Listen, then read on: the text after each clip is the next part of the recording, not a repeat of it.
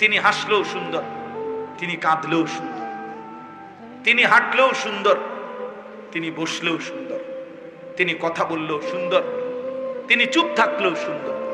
সাহাবায়ে কেরাম অপলোক নহনে তাকিয়ে তাকিয়ে নবীজির চেহারা মুবারকের সৌন্দর্য দেখতেন। নবীজির একজন মহিলা সাহাবী হযরত উম্মে সুলাইম, আনাস রাদিয়াল্লাহু তাআলা আনহুর মা উম্মে সুলাইম রাদিয়াল্লাহু তাআলা আনহা, উনি একদিন পূর্ণিমার চাঁদের রাতে ওনার বাড়ির উঠানে নবীজি দাঁড়িয়ে আছেন।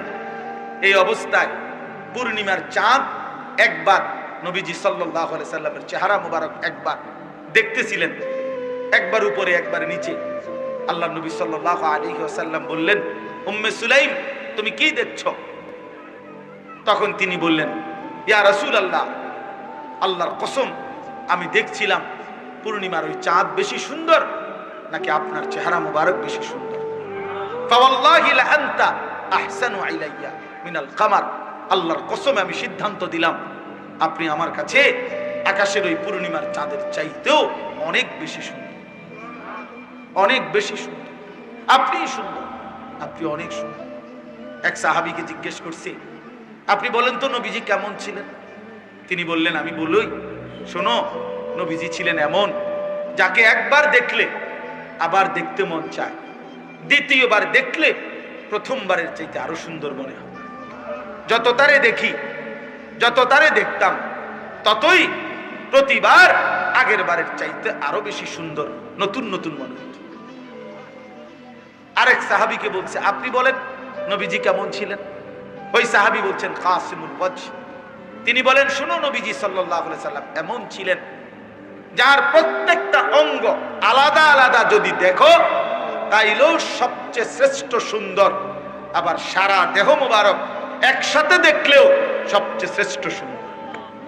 প্রতি অঙ্গেও তিনি সেরা, সারা অঙ্গেও তিনি সেরা। তার চোখও সেরা, নাকও সেরা, তার হাসিও সেরা, তার কান্নাও সেরা, আবার তার পুরা দেহ, পুরা অবয়ব সেটাও সবচেয়ে সুন্দর। এইভাবে বহু হাদিস আছে। নবী সাল্লাল্লাহু আলাইহি সাল্লামের এক এক সাহাবী নবীজির এমন বর্ণনা দিয়েছেন, পাগল করা বর্ণনা, কলিজা ছিঁড়া বর্ণনা। হযরত হাসান ইবনে সাবিত রাদিয়াল্লাহু তাআলা আনহু, তিনি একদিন মিম্বরের মধ্যে দাঁড়িয়ে নবীজির সামনে, নবীজি সাল্লাল্লাহু আলাইহি সাল্লাম উপস্থিত, এই অবস্থায় নবীজির দিকে তাকিয়ে কবিতার আকারে বলছেন, ওয়া আহসানু মিনকা লাম তারা কাত্তু আইনি, হে নবী আপনার চাইতে সুন্দর আমার এই দুই নয়নে আমি আর কাউকে দেখি না। এরপরে বললেন, কেন দেখি নাই জানেন? ওয়া আজমালু মিনকা লাম তালিদিন নিসাউ, কারণ আপনার চাইতে সুন্দর কোন মা, কোন বাচ্চাই কোন দিন প্রসব করে। এমন সুন্দর কোন বাচ্চাই এই জমিনে আর মায়ের পেট থেকে প্রসব হয় না। খুলিকতা মুবাররাআম মিন কুল্লি আইব, আপনাকে আল্লাহ তাআলা সমস্ত ত্রুটি থেকে পবিত্র করেই বানিয়েছেন। কাআন্নাকা কাদ খুলিকতা কামা তাশাউ, এটার অর্থ তো আরো সুন্দর। তিনি বলেন, যেন আল্লাহ আপনাকে বানিয়েছেন আপনার মনের মতো করে।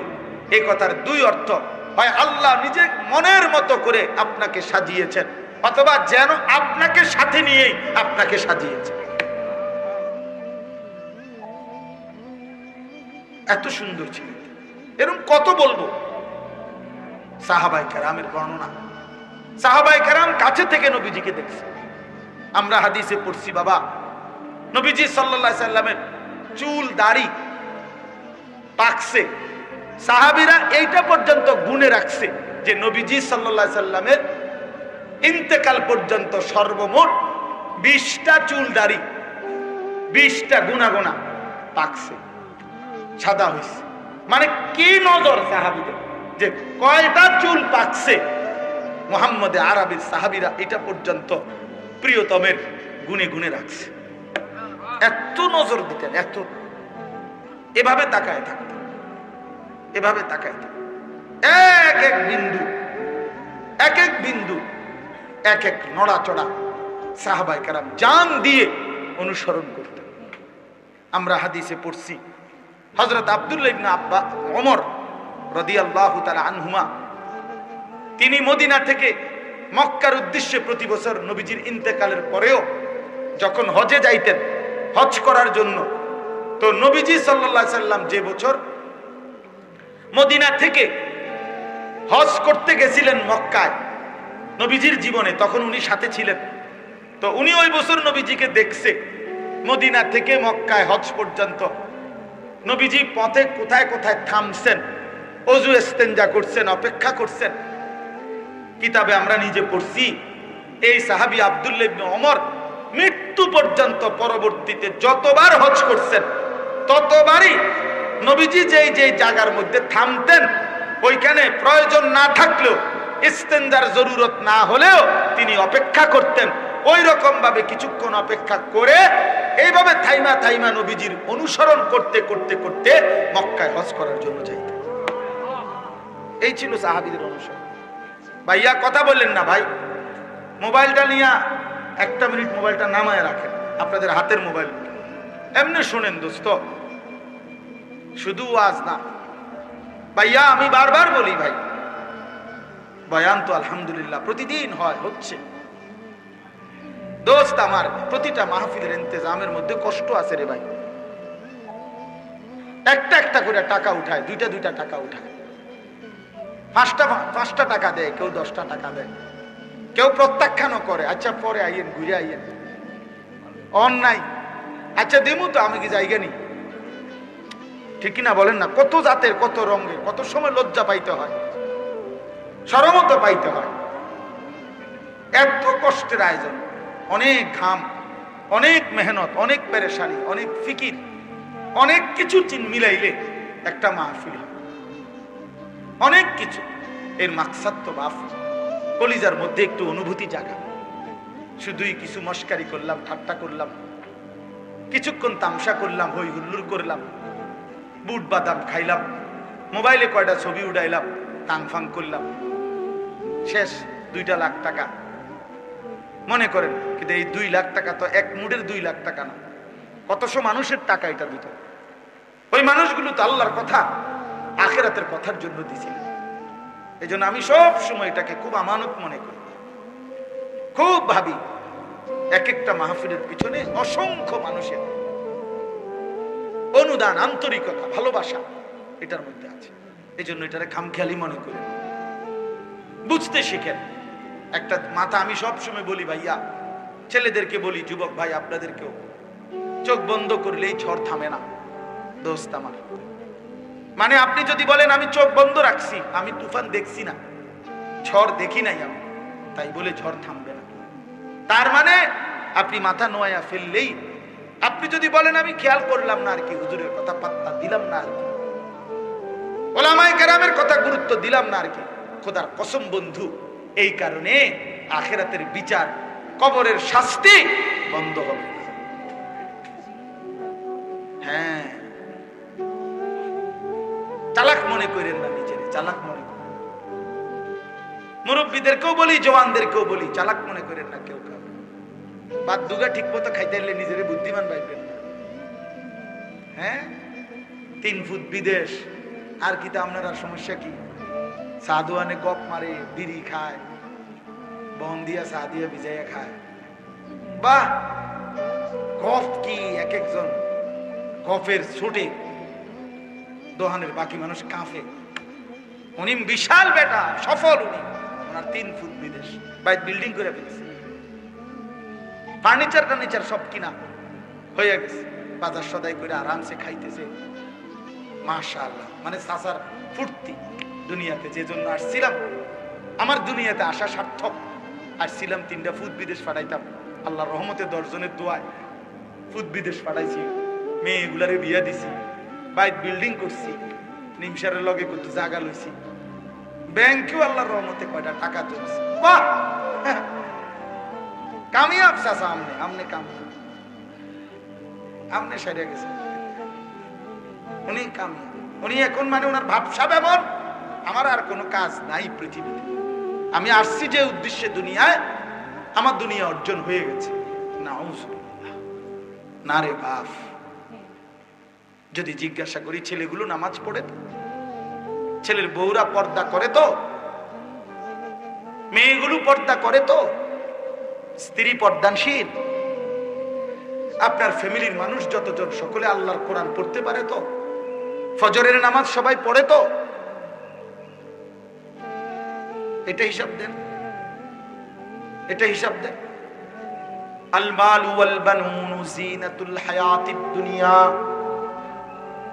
রব্বুল আলামিন বলেন, মাল এবং সন্তানাদি শুধুই কেবল দুনিয়ার জীবনের সৌন্দর্য, শুধুই দুনিয়া মাটির উপরের অংশ। ওয়াল বাকিয়াতুস সালিহাতু খায়রুন ইনদা রাব্বিকা সাওয়াবান ওয়া খায়রুন আমালা।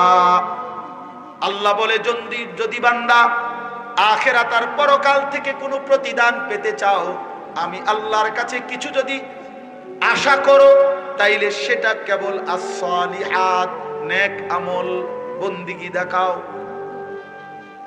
গোলামি দেখাও, সিজদা দেখাও, সুন্নাতের অনুসরণ দেখাও, আমার বন্ধুর ইত্তেবা অনুসরণ দেখাও।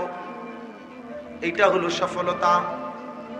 কোরআনুল কারীমে আল্লাহ বলেন, ফামান যুহজিহা আনিন নারি ওয়া উদখিলাল জান্নাতা ফাকাদ ফাজা। আল্লাহ বলে, শোনো বান্দা, জাহান্নাম থেকে যাকে মুক্তি দেয়া হলো, জান্নাতে প্রবেশ করানো হলো, খোদার কসম আল্লাহ বলেন ফাকাদ ফাজা, সেই কেবল সফল হলো। ওমাল হায়াতুদ দুনিয়া ইল্লা মাতাউল গুরুর। আর শুনে নাও বান্দা, দুনিয়ার জীবন সে কেবলই ধোঁকা, ধোঁকা, ধোঁকা, সব ধোঁকা। ওমা হাদিহিল হায়াতুদ দুনিয়া ইল্লা লাহবুম ওয়া লাইব। আল্লাহ বলে, বান্দা শুনে নাও, দুনিয়ার জীবন শুধুই কেবল তামাশা, শুধুই খেলাধুলা। ওয়া ইন্নাদ দারাল আখিরাতা লাহিয়াল হায়াওয়ান। আর আখিরাতের ঘর জান্নাত, সেটাই কেবল জীবন। লাহিয়াল হায়াওয়ান অর্থ জিন্দেগি, বেঁচে থাকার সার্থকতা, জীবনের সার্থকতা যখন মিলবে জান্নাত। লাউ কানু ইয়ালামুন। আল্লাহ বলেন, হায় বান্দা, যদি বুঝতা, এটা যদি বুঝতা বান্দা ভালো হতো, কিন্তু বুঝলা না। বুঝলা হুদা ভাতের থালা, ভাত, ভাত কতটি খাইতে সব, খাট পালং সোফা ফার্নিচার, চাকরি ব্যবসা, আয় রোজগার, দালান বিল্ডিং, এটাকেই তোমরা সফলতা মনে করো। গাররাতকুমুল হায়াতুদ দুনিয়া। আল্লাহ বলছে, দুনিয়া তোমাদেরকে ধোঁকা দিল। দুনিয়া বহুজনকেই ধোঁকা দিছে। তুমি দুনিয়ারে খুব কামড়াইয়া ধরছিলা, দুনিয়ারে টাইট করে ধরছিলা। তুমি সয়েল টেস্ট রিপোর্ট করে একেবারে বুয়েটের ইঞ্জিনিয়ার দিয়া বিল্ডিং এর মজবুতির জন্য, যেন তুমি কোনোদিন না মরো, যেন কোনোদিন তোমার এই ঘর থেকে বাহির না করে, এই জন্য খুব হেভি হেভি করে ফাইলিং কইরা এরপরে বিল্ডিং বানাইছো। এভাবে দুনিয়ারে তুমি আঁকড়াইয়া ধরতে চাইছিলা।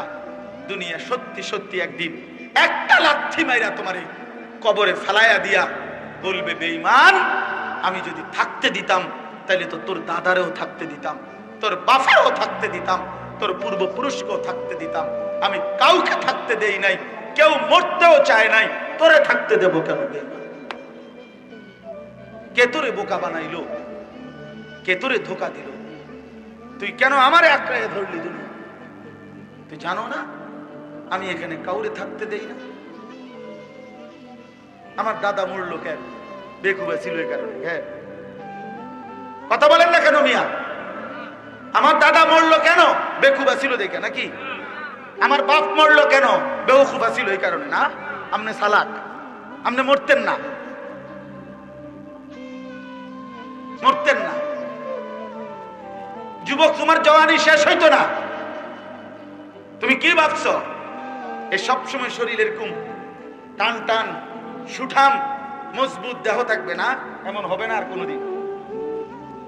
ওই বুড়ো মুরব্বী, বুড়ো মানুষ, ওই চাচা দাদা, তাদের মতো ঢিল রাডা শরীর আর হবে না। আর অতটুকুর তো নিশ্চয়তা নাই। কোরআনুল কারীমের মধ্যে আল্লাহ বলছেন, কি সুন্দর আয়াত শুনেন। আল্লাহ বলছে, ওয়া নুকিররু ফিল আরহামে মা নাশাউ ইলা আজালিম মুসাম্মা, আমি মায়ের পেটে একটি নির্দিষ্ট সময় বাচ্চাটাকে রাখি। সুম্মা নুখরিজুকুম তিফলান, অতঃপর শিশু আকারে বাচ্চাটাকে মায়ের পেট থেকে বের করি। সুম্মা লিতাবলুগু আশুদ্দাকুম, অতঃপর ধীরে ধীরে তাকে সুঠাম, মজবুত, বড় স্বাস্থ্য মানে শরীরের শক্তি দিতে থাকি। আচ্ছা, এখানে এসে আল্লাহ বলতেছে এই দিতে থাকি, সামনের দিকে নিতে থাকি বাচ্চাটাকে। তবে এখানে এসে আবার দুইটা হয়, অমিনকুম মান ইউতাওয়াফা মিন ক্বাবলু, কাউকে কাউকে এই আগাইতে আগাইতে মৃত্যু দিয়া কবরে নিয়ে যায়।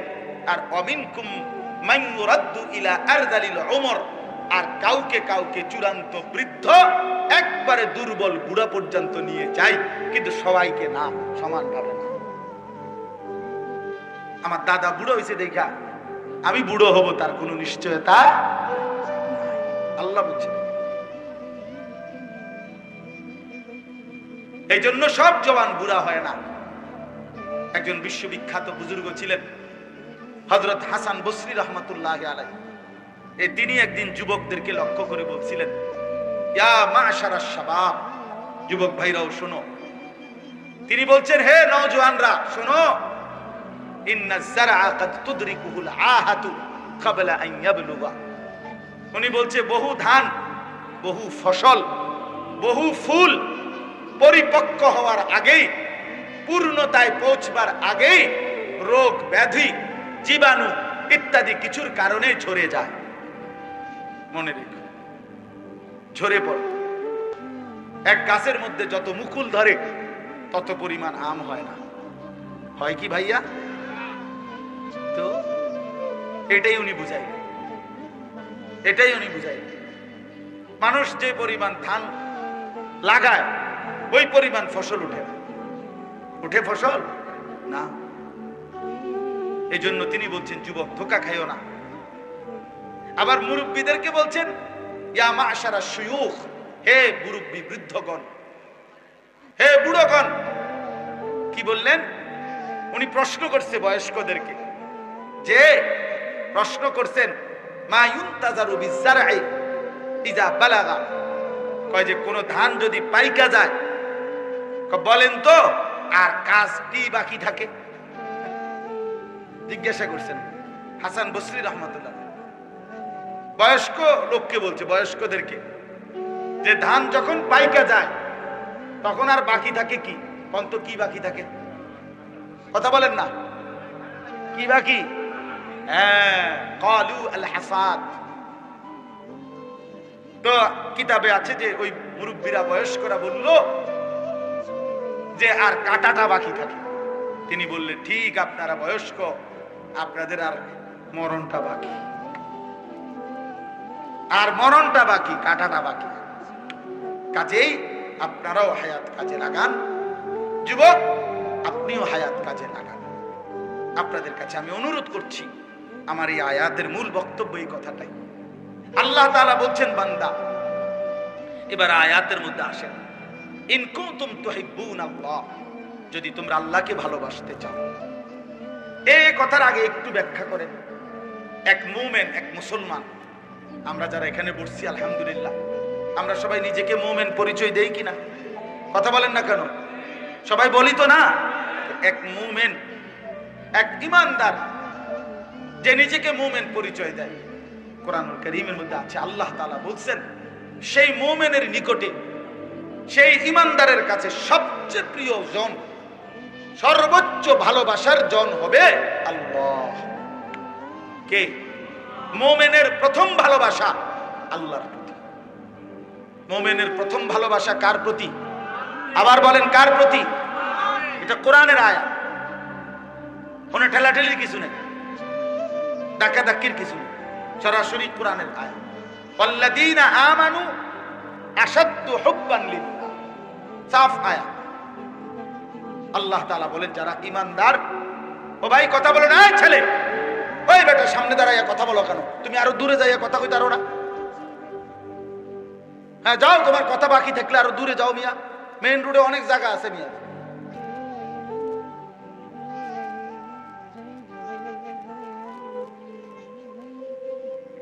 কি আশ্চর্য বিবেকহীন বেটা।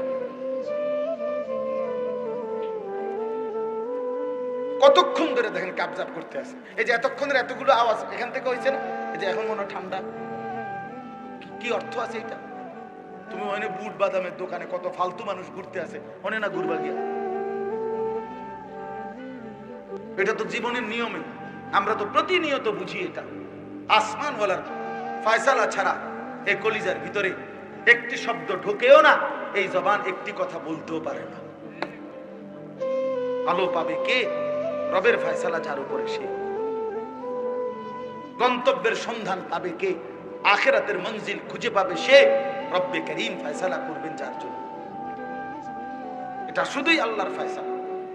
আবু তালেবকে আপনারা শুনছেন না? নবী সাল্লাল্লাহু আলাইহি সাল্লাম কি পরিমাণ আহাজারি করছে কালেমা পড়াইতে। 38 বছর নবীজির, 38 বছর অভিভাবক, 12 বছর থেকে 50 বছর নবীজির যখন বয়স, এই 38 বছর নবীজির অভিভাবক ছিল আবু তালেব। সুখে দুঃখে বিপদে আপদে আগলাইয়া রাখছে নবীজিকে, কিন্তু ঈমান আনেন। শেষ বয়সে শেষ মুহূর্তে, ইন্তেকালের পূর্ব মুহূর্তে নবী সাল্লাল্লাহু আলাইহি সাল্লাম খুব বেশি আহাজারি করছে, চাচা কালেমাটা পড়েন চাচা। আবু তালেব বলছে না, পড়বো না, আমি বেজ্জতি হমু মানুষের কাছে। আল্লাহ নবী সাল্লাল্লাহু আলাইহি সাল্লাম বললেন, চাচা তাইলে কানে কানে বলে, আমি কেউ রে কোনোদিন দুনিয়াতে আর বলবো না, শুধু হাসরের ময়দানে বলবো, আল্লাহর সামনে সাক্ষী দেবো আমার চাচা কালেমা পড়ছে। কয় না, শুনে নেব মানুষ, বলবো না। আল্লাহ নবী সাল্লাল্লাহু আলাইহি সাল্লাম চোখের পানি ফেলতে ফেলতে বললেন, চাচা তাইলে কমপক্ষে আমি বলি কালেমাটা, আপনি কদ্দুর শুধু মুখটা নাড়ে, ঠোঁটটা নাড়ে। ওফ, কি পরিমাণ আবদার করছে। আবু তালেব বলছে না, ঠোঁটও নাড়তে। তখন আল্লাহ নবী সাল্লাল্লাহু আলাইহি সাল্লাম, আমরা নিজে পড়ছি, আল্লাহ নবী সাল্লাল্লাহু আলাইহি সাল্লাম বলে, চাচা আপনি ঈমানবিহীন মরলে আগুনের মধ্যে পুড়বেন, আমি কেমনে সহ্য করব চাচা? এই তখন আবু তালেব একটা সাংঘাতিক কথা বলছে, আমাদের সবার জন্য এটা শিক্ষারে ভাই। আবু তালেব একটা ভয়ানক কথা বলছে, আন-নারু খায়রুম মিনাল আর। এই শব্দটা আবু তালেব বলছে। আবু তালেব বলছে, মুহাম্মদ, মানুষের কাছে লজ্জা পাওয়ার চাইতে আগুনে জ্বলা ভালো। আবু তালেব, আন-নারু খায়রুম মিনাল আর। এখন আবু তালেবেরটা হনে নাউজুবিল্লাহ কইলেন, আপনার আমার ছেলে যখন, মেয়ে যখন মুসলমানের বিয়ের অনুষ্ঠানের মধ্যে গান বাজায়, ঢোল বাজায়, তবলা বাজায়, নাচে গায়ে, বেপর্দার উৎসব করে, তখন আপনার কলিজার মধ্যেও তো এইটা কিতা করুম, জানি তো গুনাহ তো জানি, হ্যাঁ গুনাহ তো জানি, আল্লাহ তো ফিটবো, এটা আমার একটা আইডিয়া আছে, হ্যাঁ কিন্তু কিতা করবো, মানুষ তো সমাজে তো চলিতে হইব, ফুলাফানের একটা আউশ, ফুলাফানের একটা শখ, এই কথা বলে না? এই কথার ওই কথার মধ্যে তফাৎ বলে, এই কথার ওই কথার মধ্যে পার্থক্য কি? যে বুঝি তো বুঝি, অনেক দেখবেন অনেক মানুষ আছে চালাক, মানে মাতালারে যে এমন চালাক, বুঝি কথাটি ভালাই কয়, হুজুর আমরা লাগে কয়, কে পারি না, পারে না। আর যদি আপনি কোন হাত দুই টুকরে গোস্ত দেই, হ্যাঁ মাশাআল্লাহ, আগের মতো সেই রুচি নাই, আচ্ছা দাও, এরপরও দাও, আগের মতো রুচি নাই। আল্লাহ দয়া করছে যে আগের মতো রুচি নাই আমি, এইটাও আল্লাহর মেহেরবানি, নাইলে আর কেউ খাইতে পারলো, নইলে আমনি শেষ করলেন। মানে দুনিয়া ভোগ করার ব্যাপারে 100 বুঝে, আখিরাতের কথা বললে এই সমস্ত 9-6 কথা বলে। বলেন নাউজুবিল্লাহ, বলেন নাউজুবিল্লাহ। আরে ভাই, জিন্দেগির উপরে রহম করে, নিজের উপরে রহম করে, নিজেরে বরবাদ কইরেন না বাপ। দুনিয়া আপনি যাই পারছেন করছেন, ছেলে মেয়ে স্ত্রী সন্তানের জন্য সবকিছু গুছাইয়া যদি নাও দিতে পারেন, খোদার কসম কোনো অসুবিধা হবে না। আমনে মরলে আবার জিফুতে কামাই করব। এতিম সন্তানও বড় হয়, এতিম বাচ্চাও ধীরে ধীরে বাড়িঘর করে, বিয়ে শাদী করে, একসময় দাঁড়ায় যায়, কিচ্ছু হয় না। আপনি মরলেও পৃথিবীতে বাজার চলবো, ব্যবসা চলবো, চাঁদ উঠবে, সূর্য উঠবে। আপনি চললেও আপনার, মরলেও আপনার ফুতে কামাই করব, আপনার ফুতে নাতিয়ে কামাই করব। পৃথিবীর উপার্জন বন্ধ হবে না, কিন্তু আপনি মরলে আর খোদার কসম নেক আমলের আর সুযোগ পাবেন না।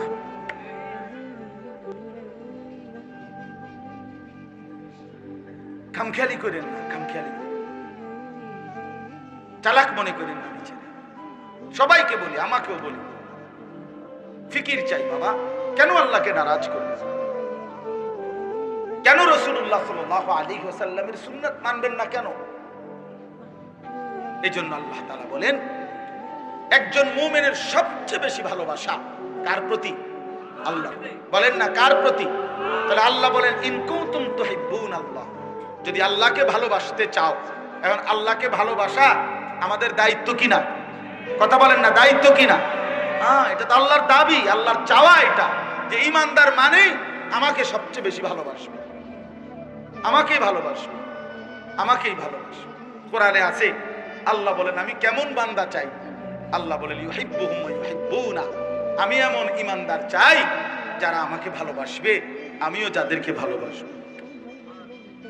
আল্লাহ কোরআনে বলেন, এই ভালোবাসা যদি চলতে থাকে মৃত্যু পর্যন্ত, আমিও ভালোবাসি, বান্দাও ভালোবাসে, বান্দাও আমাকে মনে রাখে, আমিও তাকে মনে রাখি। আল্লাহ বলেন, মৃত্যুর মুহূর্তে আমি আল্লাহ এমন প্রিয় বান্দাকে আমি নিজেই ডাক দেব, ইয়া আইয়াতুহান নাফসুল মুতমাইন্না ইরজিই ইলা রাব্বিক রাদিয়াতাম মারদিয়া। আমার প্রিয় বান্দা, চলে আসো আমার কাছে, আমিও তোমার উপরে খুশি, তুমিও আমার উপরে খুশি। हम यहां से तुम वहां से दोनों जानिब से इशारा हुआ। আমি এখান থেকে, তিনি সেখান থেকে, দুই দিক থেকে ইশারা, ইঙ্গিত, একে অপরের উপরে রাজি।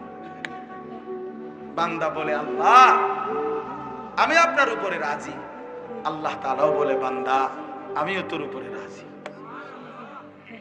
বান্দা বলে আল্লাহ আমি আপনাকে ভালোবাসি, আল্লাহ বলে বান্দা আমিও তোকে ভালোবাসি। এমন যখন হয়েই যায়, আল্লাহ বলে দুই দিকের ভালোবাসা যখন কমপ্লিট, এবার বান্দা চলেই আসো, আর থাকতে হবে না, তুমি আইসা বলো, আও বান্দা আমার কাছে চলে আসো, আমার কাছে চলে আসো। এই জন্য ইন কুনতুম তুহিব্বুন আল্লাহ, আল্লাহকে যদি ভালোবাসতে হয় বাবা, আল্লাহকে যদি পেতে হয়, আল্লাহকে পাইতেই হবে, আল্লাহকে রাজি করতেই হবে। আল্লাহ কোরআনে বলছে, ফামান কানা ইয়ারজু লিকা রাব্বিহ, তোমরা যারা আখিরাতে আল্লাহর সাক্ষাৎ পেতে চাও, তাহলে আল্লাহর সাক্ষাৎ পাইতে হবে। আল্লাহকে পেলেই জান্নাত পাবে, জান্নাত পেলেই আল্লাহকে পাবে। কথা বুঝছেন না? যে জান্নাতি সে আল্লাহর দিদার পাবে, যে আল্লাহর দিদার পাবে সে জান্নাত হবে। আল্লাহকে পেতেই হবে। আল্লাহকে হারিয়ে পৃথিবী পেলে কিছুই পাওয়া হয় না। কেউ যদি আল্লাহকে বাদ দিয়ে গোটা পৃথিবী 10-12 পায়, খোদার কসম সে কিছুই পায়, কিছুই পায়। দুনিয়া বারবার ধোকায় দেয়, দুনিয়া কি দেয়? ধোকাই দেয়, দুনিয়া ধোকা দেয়। 16 বছরের সাজানো সংসারও নিমিষেই তছনছ হয়ে যায়, তছনছ হয়ে, দুনিয়া ধোকাই দেয়, দুনিয়া ধোকাই দেয়। এই জন্য আল্লাহকে যদি পেতে চায়, আর পাইতেই হবে, আল্লাহকে ভালোবাসতেই হবে, আল্লাহকে পাইতেই হবে, আল্লাহর সন্তুষ্টি হাসিল করতেই হবে। কোরআনে আল্লাহ বলছে, ওয়া রিদওয়ানুম মিনাল্লাহি আকবার, আল্লাহর সন্তুষ্টি হলো সবচেয়ে বড় সম্পদ। ওয়ালা যিকরুল্লাহি আকবার, আল্লাহ বলছে আল্লাহর জিকির এটাই হচ্ছে আকবার, সবচেয়ে বড় সম্পদ। তো আল্লাহ বলেন, এবার তুমি যদি সিদ্ধান্ত নেও যে আল্লাহ আমি আপনাকেই চাই, আপনাকে পেতে চাই, এই জামে মসজিদকে আল্লাহ তাআলা বরকতে বরকতে ভরে দেন। যাদের সহযোগিতা এই মসজিদ হয়েছে, আল্লাহ তাআলা তাদের প্রত্যেককে প্রথম দিন থেকে যারা অংশগ্রহণ করেছে, আল্লাহ সবাইকে কবুল করে নেন। আলহামদুলিল্লাহ। মওলাই করিম আপনি মাফ করে দেন, মেহেরবান মওলা আপনি মাফ করে দেন। আমাদের প্রত্যেককে আপনার বন্ধুর সুন্নাত অনুযায়ী জিন্দেগি গড়বার তৌফিক দান করে।